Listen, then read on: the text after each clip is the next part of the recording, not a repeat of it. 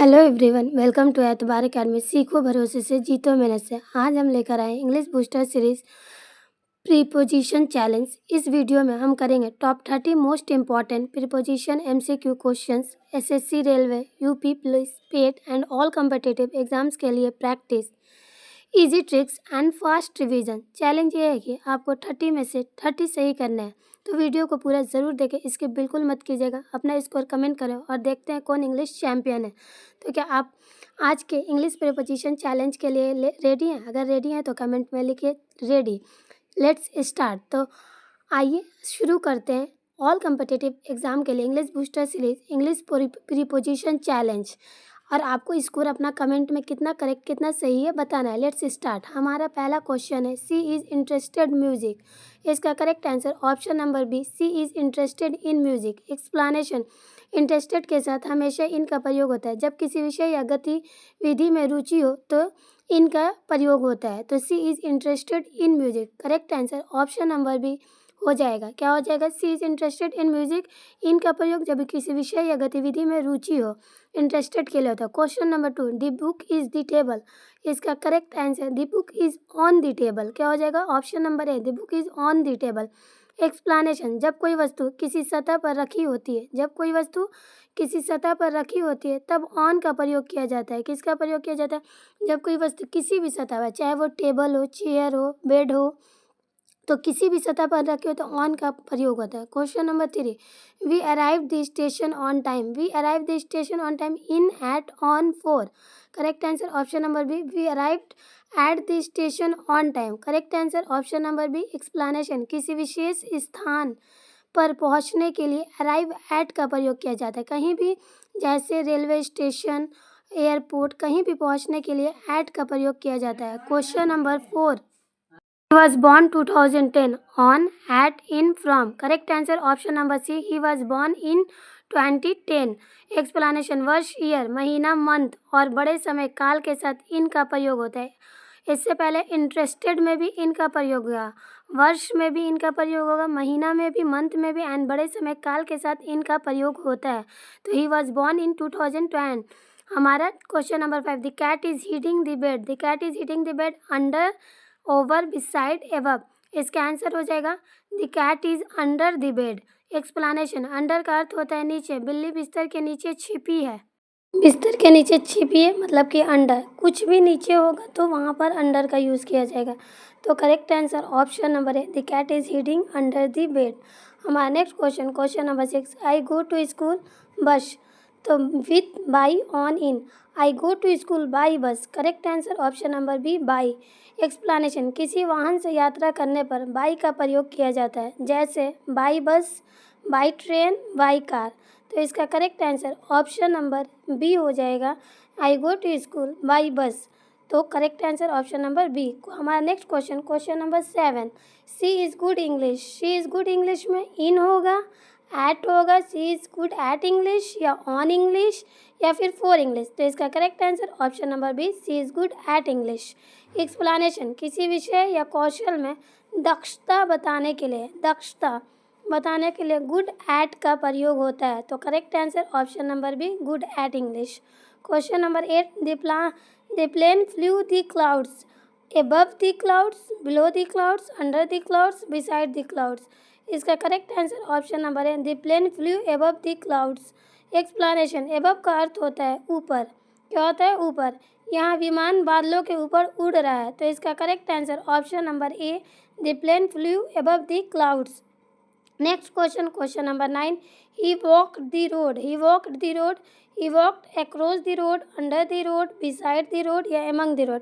तो इसका correct answer option number है, he walked across the road. Explanation, across का अर्थ होता है एक तरफ से दूसरी तरफ जाना, सड़क पार करने के लिए अक्रॉस का प्रयोग होता है। तो इसका करेक्ट आंसर ऑप्शन नंबर है, across. Next question, question number 10, the meeting starts 10 AM।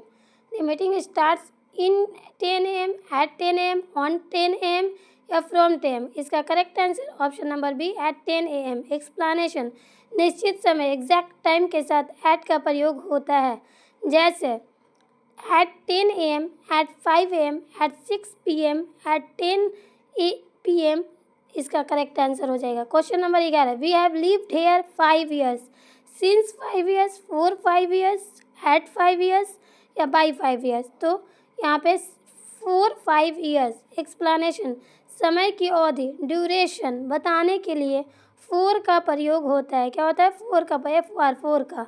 5 years एक अवधि है, तो समय, कुछ भी समय की अवधि बताने के लिए फोर का प्रयोग होता है। Question number 12, she has been absent Monday, for Monday, since Monday, by Monday, from Monday. Correct answer option number B, she has been absent since Monday. Explanation, किसी निश्चित समय स्टार्टिंग पॉइंट से अब तक के लिए सिंस का प्रयोग होता है। मंडे एक निश्चित दिन है, तो इसीलिए यहाँ पर सिंस का प्रयोग होगा।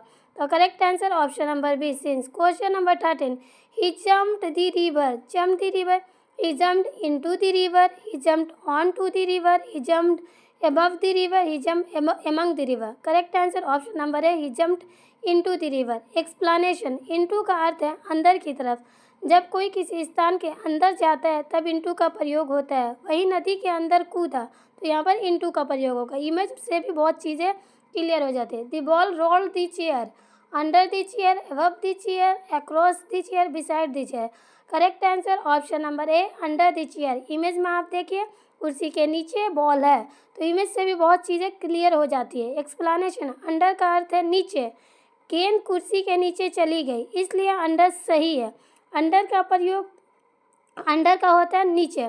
Question number 15, divide the cake 4 parts, divide the cake 4 parts, in 4 parts, into 4 parts, among 4 parts, between 4 parts. तो इसका correct answer option number B, divide the cake into 4 parts. Explanation, जब किसी चीज़ को भागों में बांटा जाता है तब डिवाइड इनटू का प्रयोग होता है। यहाँ केक को 4 भागों में बांटना है, तो इनटू का प्रयोग किया जा रहा है। Next question, question number 16, the train passed the tunnel, through the tunnel, over the tunnel, beside the tunnel, among the tunnel. Correct answer option number है, through the tunnel. Explanation, through का अर्थ है कि अंदर से होकर, ट्रेन सुरंग के अंदर से होकर गुजरी। इमेज में आप देख सकते हैं कि ट्रेन अंदर, सुरंग के अंदर से बाहर निकल रही है, तो through the tunnel. Next question, question number 70, he sat me in the classroom, between me in the classroom, among me, beside me in the classroom, through me in the class। correct answer option number C, he sat beside me in the classroom। explanation, beside का अर्थ है बगल में, वो मेरे बगल में बैठा था, इसलिए beside सही है। दो स्टूडेंट्स से, दो फ्रेंड्स से कुछ भी कह सकते हैं, तो बगल में बैठे हैं।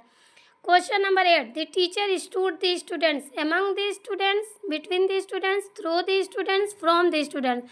Correct answer option number A, the teacher stood among the students. Explanation, among का अर्थ है कई लोगों के बीच में, यहाँ शिक्षक कई छात्रों के बीच में खड़ा है, इसलिए एमंग सही है। यहाँ पर टीचर मैम जो है सारे स्टूडेंट के छात्रों के बीच में खड़ी है, मतलब स्टूडेंट्स के बीच में। Question number 90, the picture hangs the wall, in the wall, on the wall, at the wall, over the wall. तो इसका ऑन दी वॉल हो जाएगा, क्योंकि एक्सप्लेनेशन, जब कोई वस्तु किसी सतह पर टंकी में लगी होती है तब ऑन का प्रयोग होता है। यहाँ तस्वीर दीवार की सतह पर लगी है, इसलिए ऑन सही है। तो यहाँ पर इसका correct answer, the picture hangs on the wall, option number B. Next question, question number 20, she came Delhi yesterday, from Delhi yesterday, by Delhi yesterday, on Delhi yesterday, with Delhi yesterday.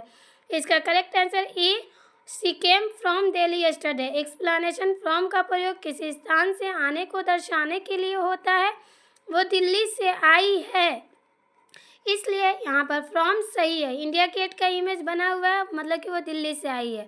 Question number 21, the shop is open 9 AM to 8 PM, from 9 AM to 8 PM, since 9 AM to 8 PM, for 9 AM to 8 PM या by 9 AM to PM। तो correct answer इसका option number A, from.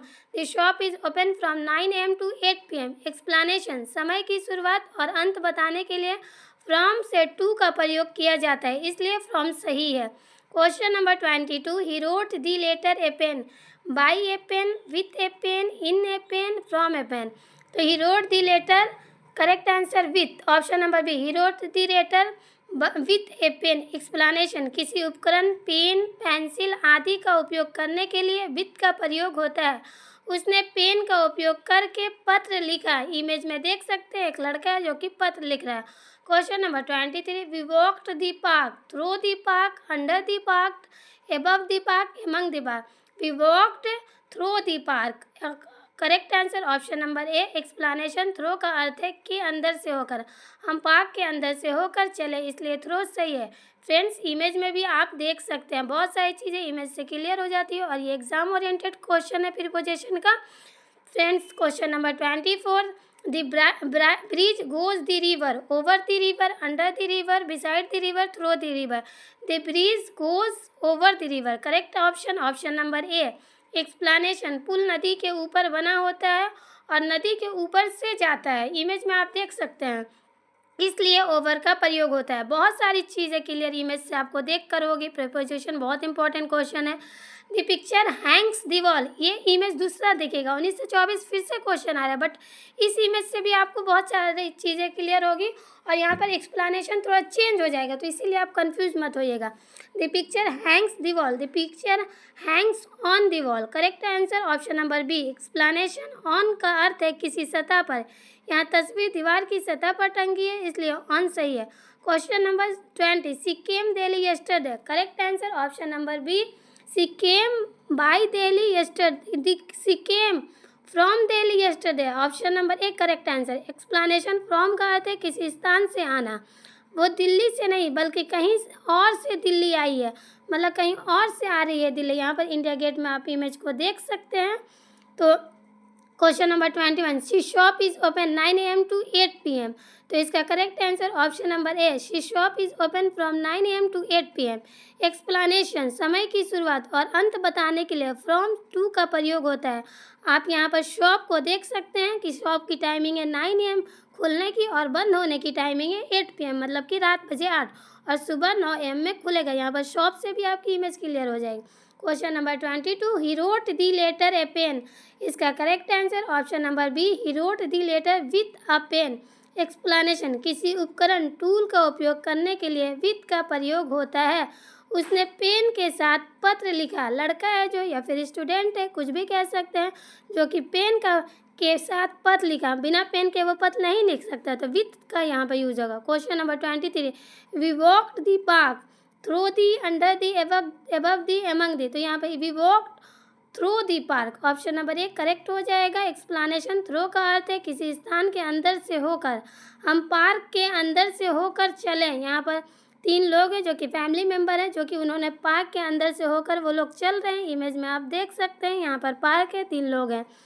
Next question, question number 24, the bridge goes the river, over the river, under the river, beside the river, through the river.